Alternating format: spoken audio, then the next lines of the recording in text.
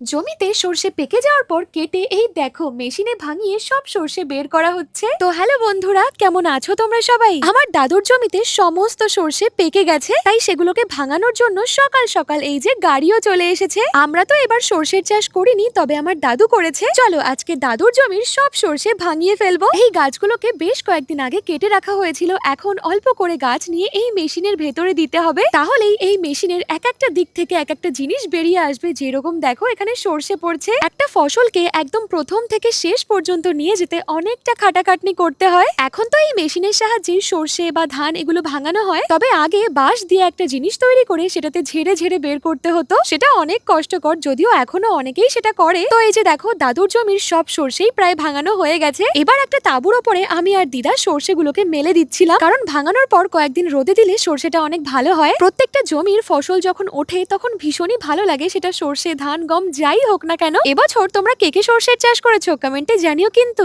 আজকে এই পর্যন্তই থাক, দেখা হচ্ছে পরবর্তী ভিডিওতে।